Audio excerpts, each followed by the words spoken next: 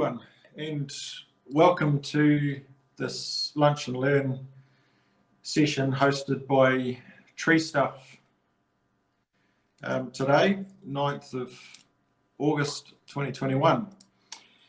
So to learn all about all events and any upcoming events at Tree Stuff, you can go to treestuff.com/events. So my name is Lincoln Smith and I'm the founder, owner of Clogger. We manufacture chainsaw protective clothing here in Invercargill in New Zealand. What we wanted to just look at today is, as you'll see here in the title on this presentation, is chainsaw protection myth busting. So what we want to do is just have a look at there are a few misperceptions out there around chainsaw protection. We want to just try and set the record straight. Want to try and give you a little bit of understanding on chainsaw protection and how it works, just to help with overcoming those misperceptions. So without further ado, if we just a little bit about Clogger for a start off. We are a specialist chainsaw protective clothing manufacturer. We're not just like a general workwear clothing manufacturer that has started dabbling in chainsaw protection. So chainsaw protection is our focus. That's what we're all about, and that's what we specialize in, and we've been doing that for 27 years. And I'd venture to say we've learned a bit along the way. So we started off just obviously in New Zealand and Australia, and in the last few years we've expanded to North America and around the Pacific Rim and so on. We make everything here at our factory in Invercargill in New Zealand. When I say everything, that's all of the chainsaw protective products. There's a bit of merchandise and so on that we buy in, and the footwear that we've recently started selling is we also buy that in. We don't make footwear as yet. You can go to our YouTube channel to find more about us and read our story on Clogger NZ. So, as I said before, we've studied chainsaw protection. One thing we did, which has been invaluable, and it's about 15 years ago or so now, we developed our own in-house testing facility, and that has been invaluable in learning about how chainsaw protection works. What Clogger can offer you as the user of chainsaw protection, we've got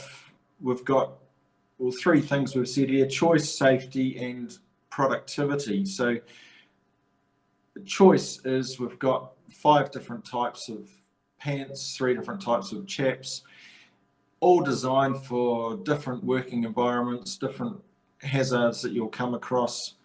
And within all those different categories, there's a whole lot of options, like protection just at the front, or protection that goes right round, men's, women's patterns, everything. So, and as I said, we've been doing this for 27 years.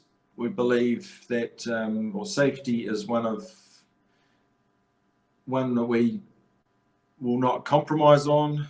We ensure that we meet the highest standard that's available in all of the active markets that we're in.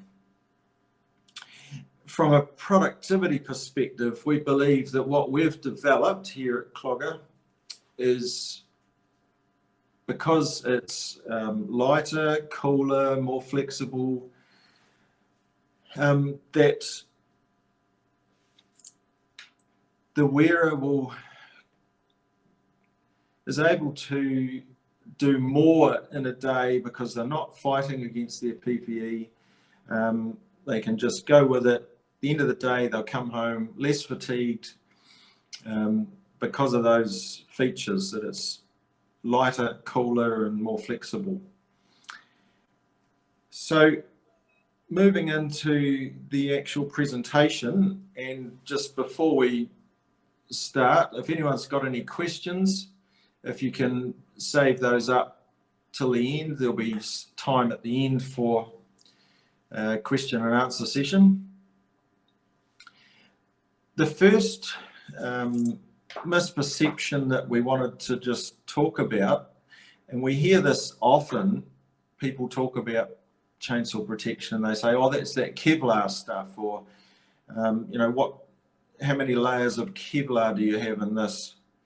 It's like as if Kevlar is synonymous with chainsaw protection, and that's probably come about because some of the early chainsaw protection was made from Kevlar, but nothing could be further from the truth, really. I'd say that Kevlar is probably amongst the minority of fibres that's used for chainsaw protection nowadays. So what is it made of then? So we here at Clogger, we divide chainsaw protective fabrics up into two different broad categories, you might say. We call those standard or technical. So standard fabrics, what we term standard fabrics, are those that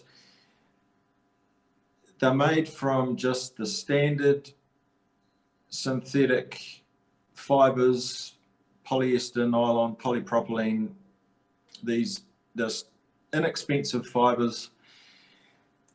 And the way that the fabric is constructed, it relies on just hundreds of these fibers in the construction that can get pulled out when the chainsaw hits it. Whereas the technical fabrics, they include cut-resistant yarns, and what that means is that the fabric doesn't need to have as much fibre in it, so it becomes lighter, it becomes cooler, it becomes more flexible, not so bulky, a lot easier to wear. However, cut-resistant yarns are not cheap, so it's more expensive than your standard fabrics. Now, just to go into that just a little bit further, we do have a video that I wanted to play.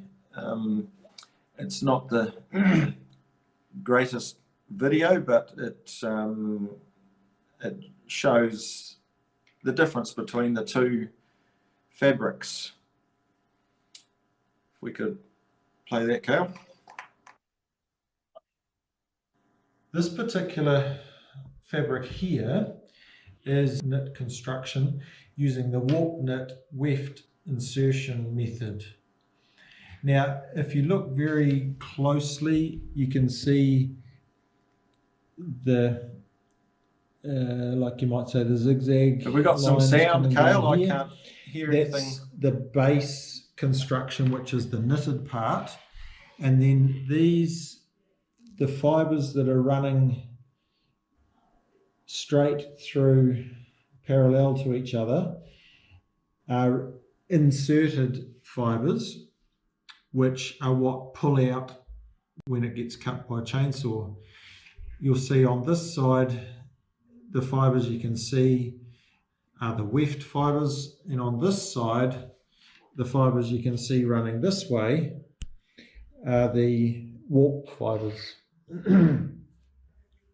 Now, just to demonstrate how easily these fibres pull out, I can grab hold of a fibre and pull it out, and it comes out. So you can imagine a saw tooth hits this fabric, it grabs hold of a bunch of fibres and pulls them out, as you can see. Now, this particular fabric here is what I call standard fabric, and it's 6 layers of this is what is used in the cut test that we're going to look at later when we cut test a standard fabric. Now, just to demonstrate how it cuts with scissors, these are just ordinary off-the-shelf office scissors, and you can see how it cuts pretty easy. It's made with polyester and polypropylene fibres. Now, the other fabric we want to have a look at is a woven fabric with cut-resistant fibres in it. So here we have a woven fabric, and this is the fabric that we'll use in the cut test later on to demonstrate technical fabrics.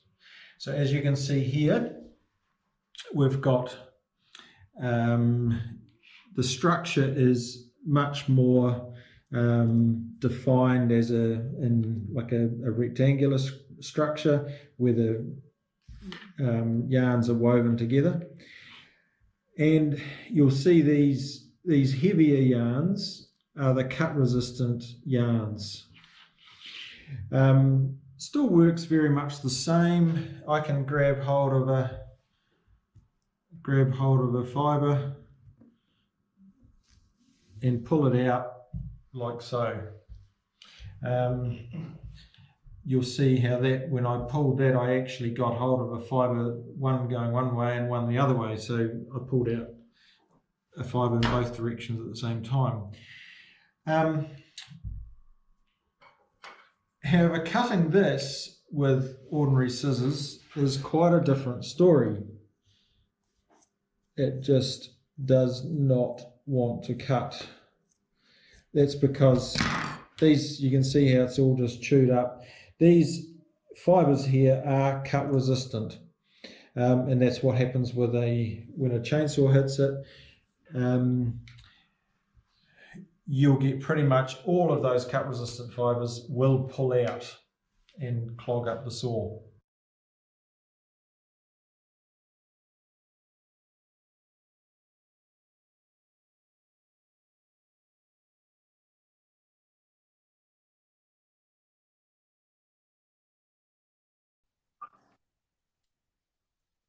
Right, so you can see from that video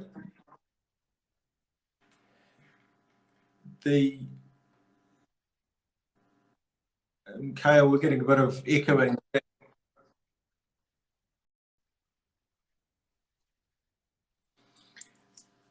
Okay, so just as we saw from that video, there was the standard and the technical fabrics, and we saw in the second one, you had the cut resistant yarns.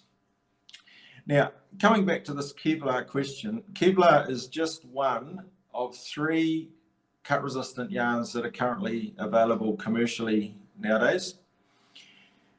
And the para-aramid, which Kevlar is one brand that's available of that, another one is Twiron. There's polyarylate, and a brand of that is Vectran, and then there's UHMWPE, and a couple of brand names of that is Dyneema and Miracle. And that fibre that was in that sample of technical fabric was UHMWPE. Now, just to look at that a little bit closer, we've got here a table comparing the different specs of these different fibres. The first one is looking at tenacity, which is its inherent strength, which is directly related to its cut resistant ability. The first one, para-aramid, which is a Kevlar, has a tenacity of around the 23 grams per denier. And just to put that into perspective, nylon has a tenacity of about 4 to 5 grams per denier. So Kevlar's, 5 times as strong as standard nylon. Polyarylate is getting up to 30 grams per denier. UHMWPE is 35 to 40 grams per denier. So getting up to almost twice as strong as Kevlar. Then the next feature here is density, which is, as we all know, is the relationship between the weight and volume of something. And water has a density of 1. So Kevlar is the heaviest at 1.44, polyarylate not much different. UHMW comes in at 0.97, which is slightly lighter than water. If you look at those two features together alone, it's what UHMWPE is the fibre of choice for chainsaw protection. Incredibly strong and also very light, so you can get your finished pad can be the same bulkiness, you might say, but significantly lighter. Then looking at some of the other features here, chemical resistance, Kevlar's only moderate. Flex resistance, Kevlar's actually poor. UV resistance, moderate. Another thing I don't mention here, but Kevlar actually loses its strength over time. If you were to look at a graph between strength versus time, it loses its strength over time.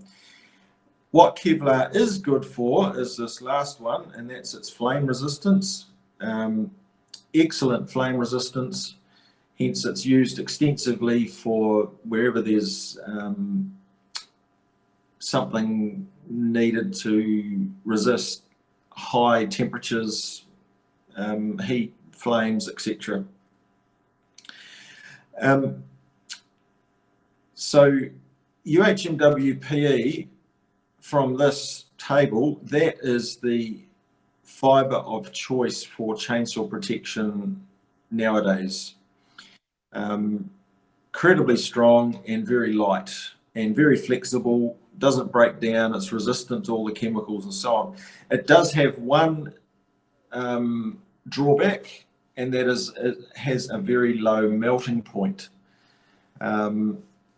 Low compared to other synthetic fibres, around 140 degrees C, which is what, about 260, 270 degrees Fahrenheit. And while that's its melting point, it actually starts, the melt process starts getting soft at around 70 degrees C, so quite a low temperature. So just from all that on us, you might say a bit long-winded, but it just shows that Kevlar is not the fabric of or fibre of choice for chainsaw protection nowadays. The second myth, you might say, that we wanted to just try and debunk was that you don't need to wash chainsaw pants and chaps. Now, this has probably come about because some early chainsaw protective fabrics were very loosely constructed, and when it was washed, the fibers all bunched up and all ended up at the bottom of the leg wear. And so the manufacturers said, you know, don't wash this product, please. And I think that attitude has prevailed. But we say, no, your chainsaw pants and chaps do need to be regularly cleaned. When you are cleaning, you are also inspecting, and you'll see things that may need repairing. So by cleaning your product, you will make sure it lasts longer. You'll make sure it looks good, which is always a good thing with your clients. Helps maintain that professional image, maintains the safety performance of the product, and it'll improve your productivity because you're not working in mud encrusted products and things like that. However, there are a few. Sorry.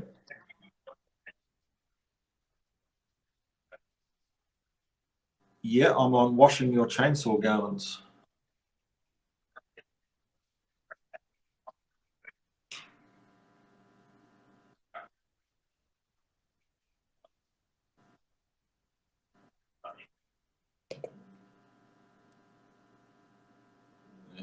I'll have to escape from this.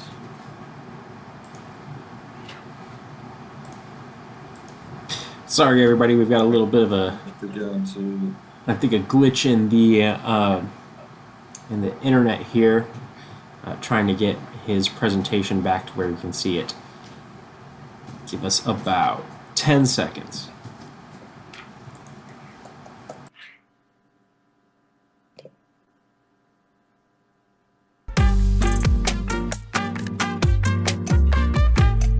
You got me up there, Kale.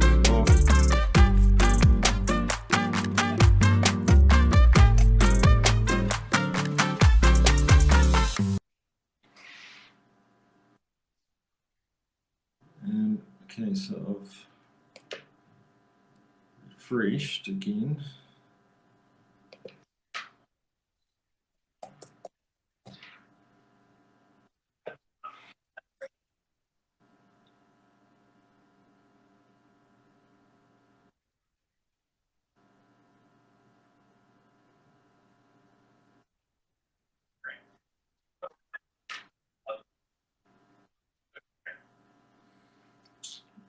Okay.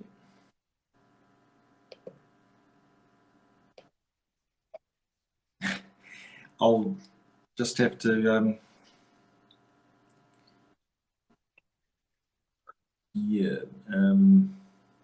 just have to get my PowerPoint up again.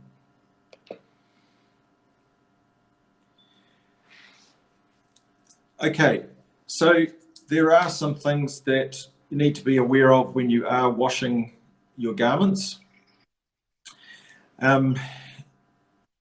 And one very important thing is that you must follow your manufacturer's instructions. We actually recommend frequent washing for Clogger products. So during the course of work, you'll come across all sorts of contaminants, fuel, oil, various tree gums and resins, obviously sawdust, dirt, mud, etc. Your garments should be cleaned regularly to remove those contaminants. One particular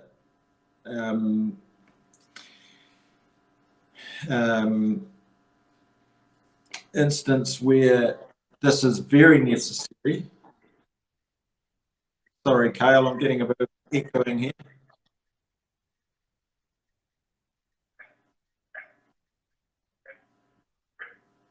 Sorry about that.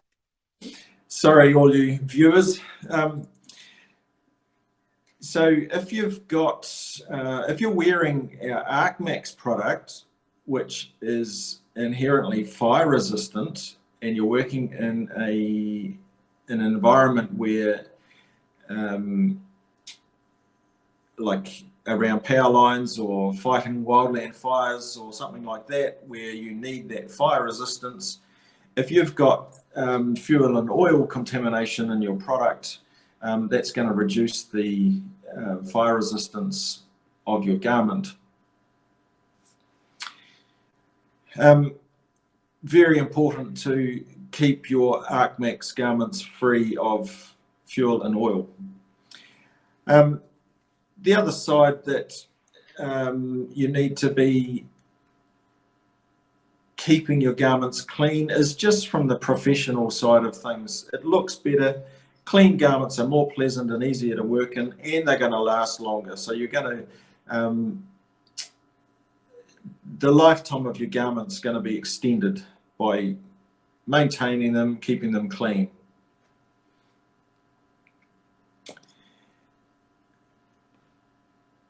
So what I mentioned earlier about how some of the early chainsaw fabrics disintegrated in washing. Well, unfortunately, I can't show you this picture that I had here to show you of that very thing happening.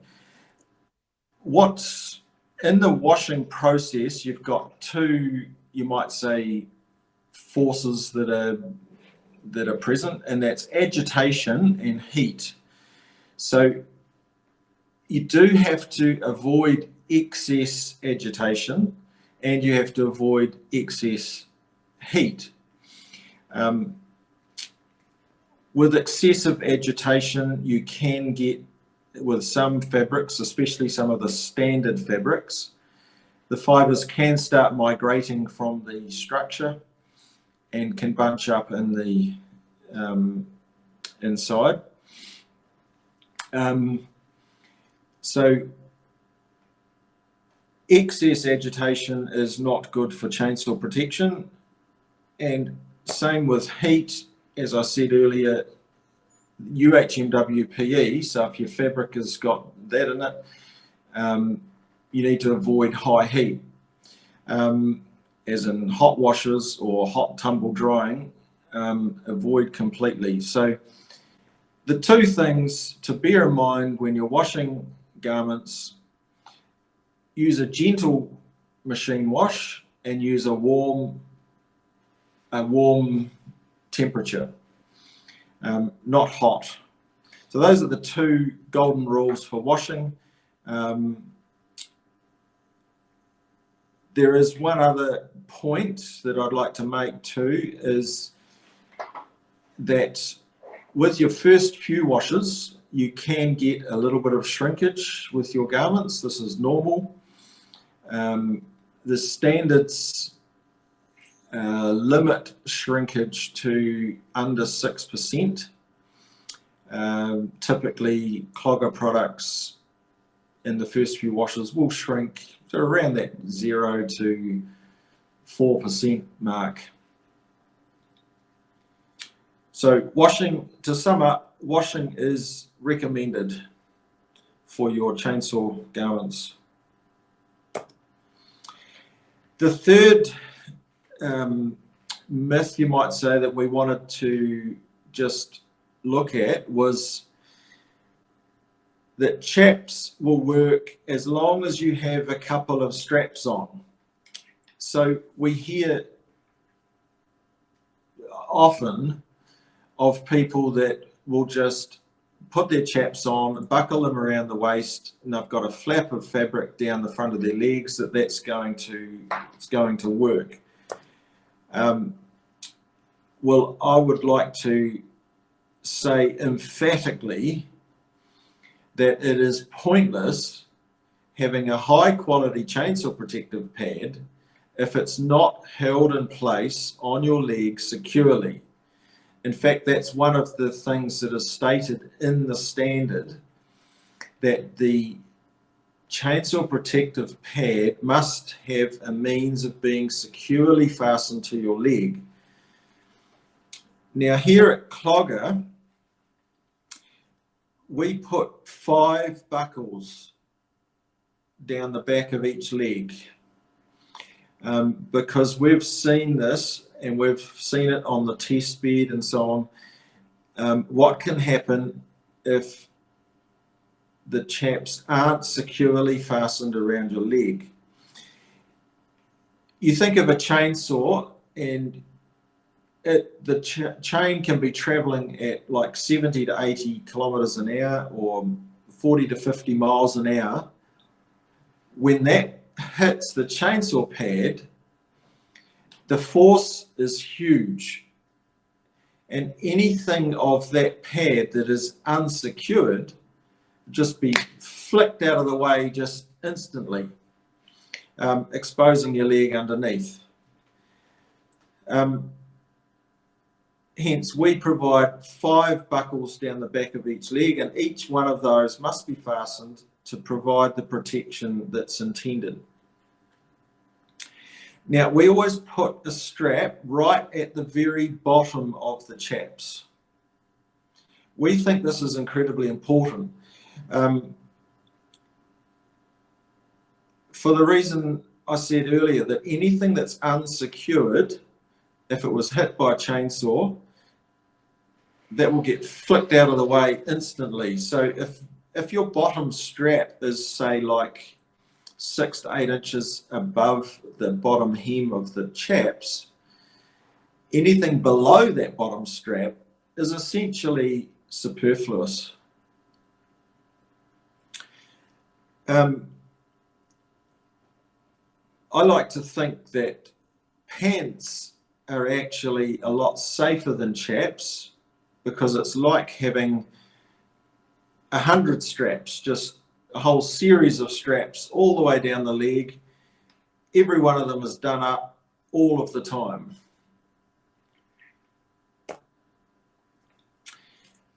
The last myth that we were wanting to just go over was that European standards are better than North American. Now, our take on that is that neither is better than the other. They're both fit for purpose and do what they are intended to do.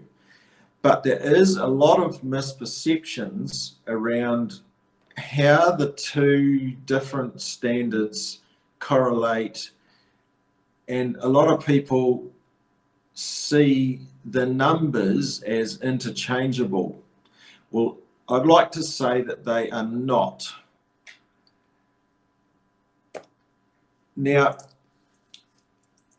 I'd say the only definite thing that you can say about when comparing North American with European standards is that they are different. That's the only consistent thing, really, and the only correlation between the two. And just as an aside, the New Zealand Australian standard is the equivalent of the European standard. So just to delve into the standards a little bit deeper to get a better understanding, the test methods utilised on both standards are, as I said, completely different, and there's no mathematical or scientific correlation between the two standards. We all know that, you know, mathematically you can convert the number. So 20 meters per second in the European standard converts to 3937 feet per minute. But that doesn't mean that a garment that passes the European standard at 20 meters per second will pass the North American standard at 3937 feet per minute. In fact, far from it. What I'd like to do is set out the main differences, and I had a nice table on this on the next slide that set it out, but I'll just try and read it out to you. So when comparing these two standards, there's a number of differences that I've just picked out here. The first one is just looking at the chain speed requirement. So the European standard has 3 different chain speeds, 20 meters per second, 24 and 28. The North American standards, for USA, the chain speed requirement is 2750 feet per minute. The Canadian F3325 is 3000 feet per minute.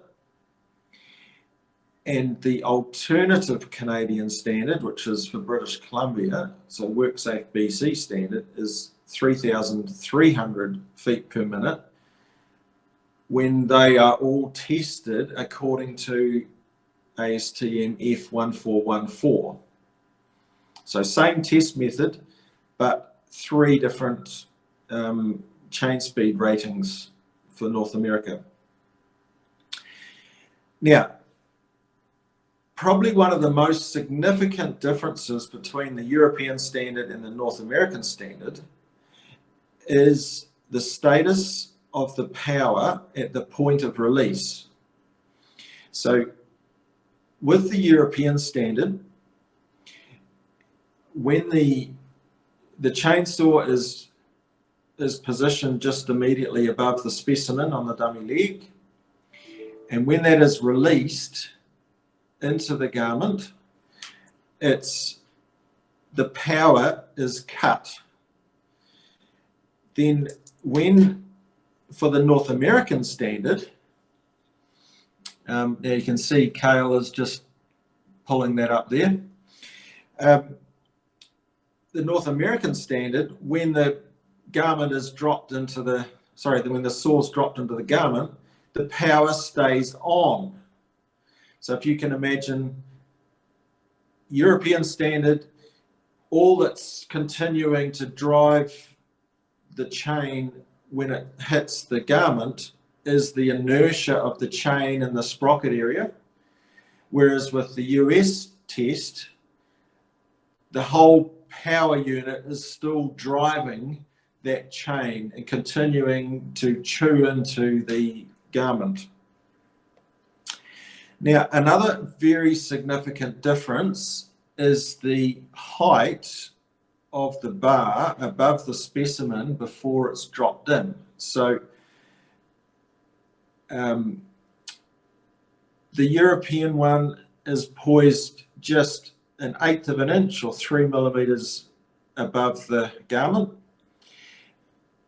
The USA one is 50 millimeters or 2 inches above the garment. So you can imagine with the US test, what they're trying to do is simulate a little bit like a kickback. So the force of the saw dropping into the garment is significantly more than in the European test. As far as the bar and the chain is concerned, Europe uses a 13-inch bar, F1414 uses a 20-inch bar, Europe is a 0.325 pitch chain, US is a 0.375 pitch chain. The angle of cut, so in Europe, they cut at 45 degrees only. The North American standard tests at both 45 degrees and 90 degrees, which I haven't got time to go into that now, but that is actually quite significant as well, doing a 90-degree cut. So as you can see,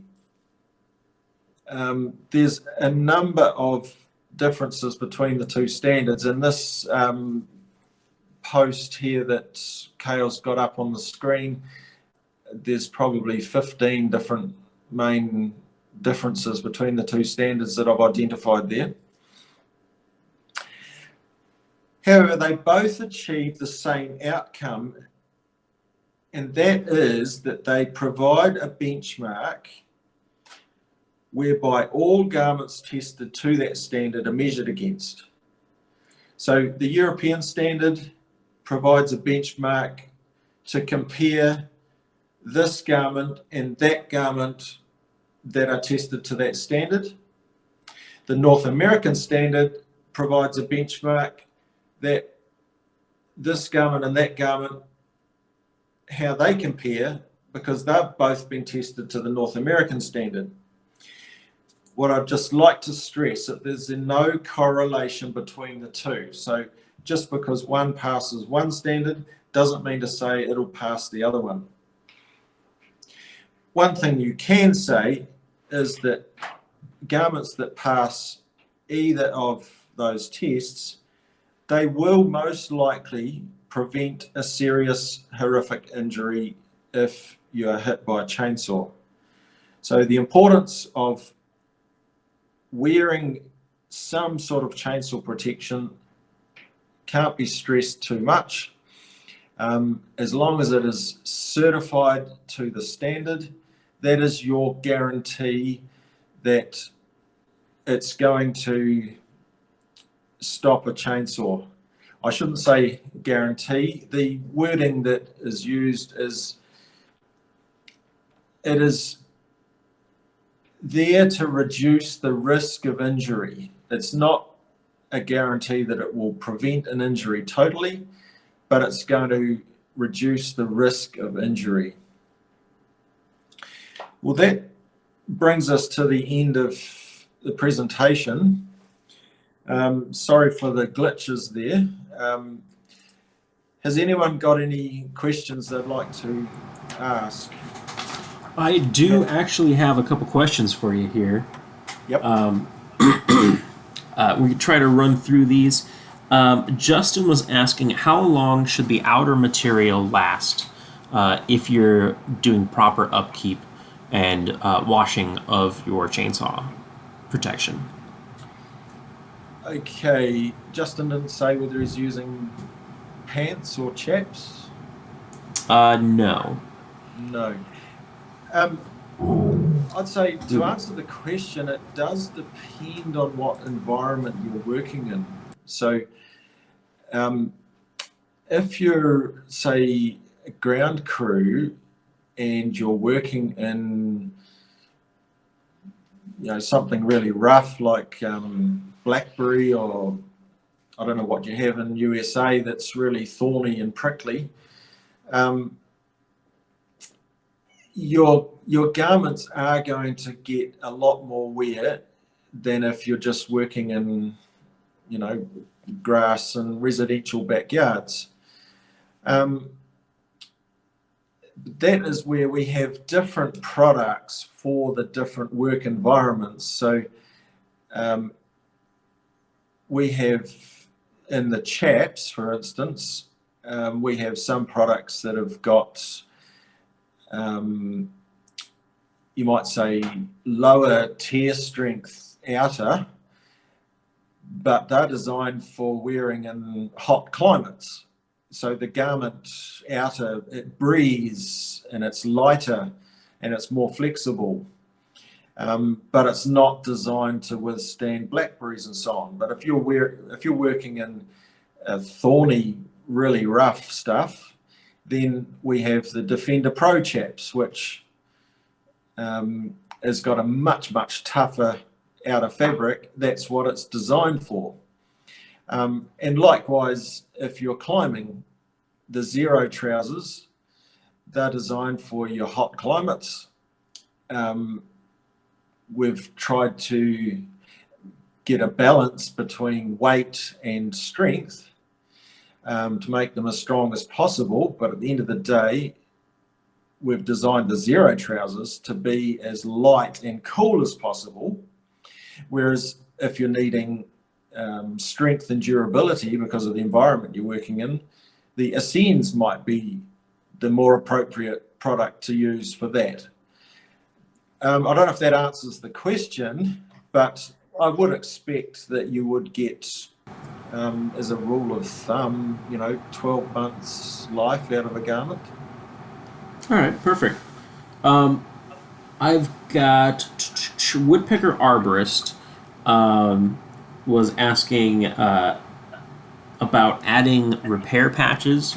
Says he nicked the outer material of his chainsaw pants and was wondering about putting a repair patch on and if it would cause problems trying to sew, or if he sewed through the protective layer. Yeah, that is something that I would reinforce is you can't sew through the protective fabrics. Going back to the video that we saw and how those fibers pull out, now as soon as you start stitching through that protective layers, you start inhibiting those fibers from pulling out like they're meant to do to protect you. So if you've got a tear in the outer, definitely you can put a repair patch on, but you'll need to hand sew or something just so that you're not sewing through the protective pad inside. Now we have got on our website there's a number of blogs, and on the YouTube channel there's a video on how to repair your garments using a repair patch and so on.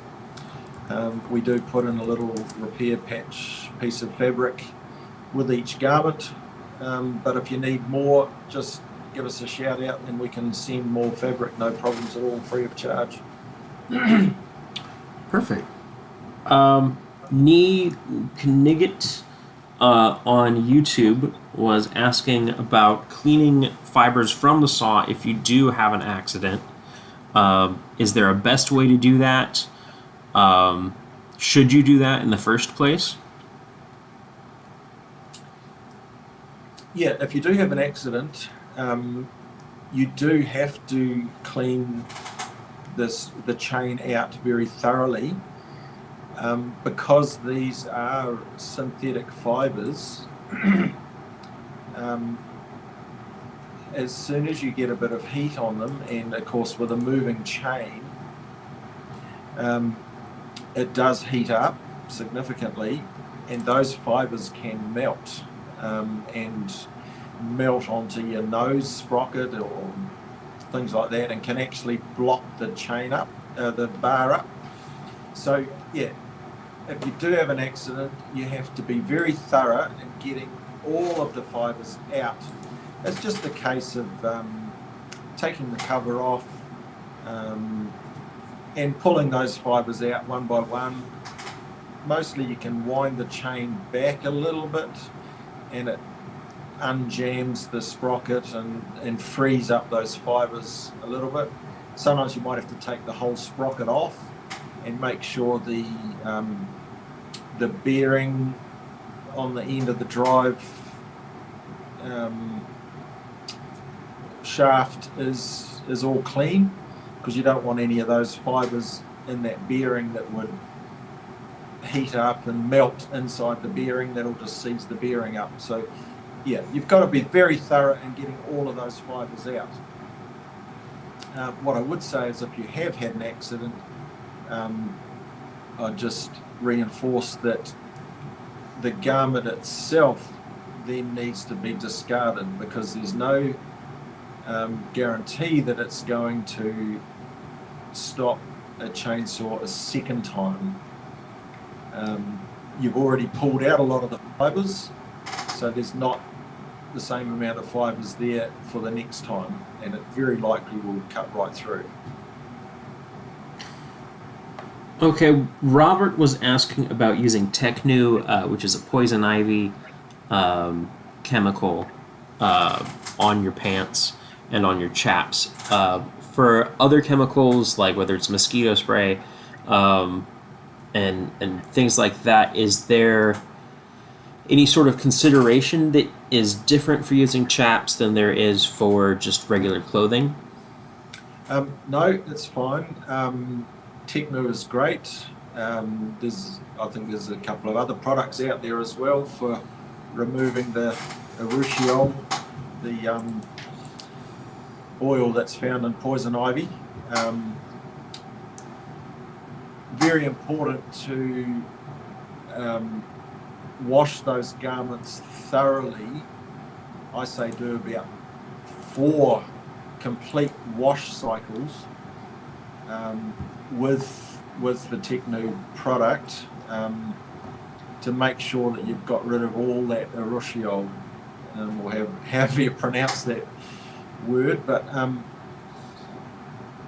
no problems with that, and no problems with various pyrethrin insect repellent products out there that you can spray on. We've had people that have asked about it, trialled it, and it seems to work really well, and it's not detrimental at all to the fabrics. Okay. What when talking about washing your chainsaw protection, is there a particular detergent to stay away from or to use? Over-the-counter stuff? What should we use there? We say use a liquid detergent rather than the powdered detergent. We've done an article there's a blog around washing of your chainsaw garments that's on our website, which would be good to read. Goes through all of that. The main thing is to ensure that you do a wash with at least 2 rinses to make sure you get all of the soap residues out. So yeah, that blog post goes into it quite thoroughly, just all about washing, repairing as well, for that earlier question. Yep. Okay, and so off the top of your head, Shane Souza was asking, what's the best way to clean conifer sap off of your chainsaw pants or your chaps? Right. I came across a product online the other day that I was actually going to try, and I think it was called Sap Go, which it's a citrus-based product. That was one thing I was going to do some experimenting with, but I haven't as yet. Otherwise, a rubbing alcohol is quite good for removing various saps and resins. I think that's just a standard cleaning product, rubbing alcohol. Okay. I think one of our last ones here, Horace was asking why there are no back pockets in your chainsaw pants. Okay, interesting question. And I would say that some of the Ascend product has a back pocket on it. The main reason why the Zeros don't have back pocket on is, at the end of the day, that product was designed to be as light as possible and as cool as possible, and so we left off the back pocket on the back for one reason, for weight, and also so that there's no excess of material that's at your behind that would prohibit breathability and so on. Coupled with that is it's also you can't access the back pocket when you've got the harness on, so we have left that off. However, we've put it on the Ascents. Gotcha. There's a lot of, some people love them, some people hate them. So at this point of time, we've left it off the zeros for that reason, for weight and heat. All right, and I think the last one that I have here is what, when using chainsaw protection, what is the difference in severity of injuries that you see with an accident? Yeah, well, we have seen right across the whole spectrum, really. There's some accidents that happen and they only just penetrate, 1 or 2 layers of the garment, and as we said earlier, we put 6 layers into our garments. And then we have had some cases where they have cut right through. It all depends on the circumstance. Now, just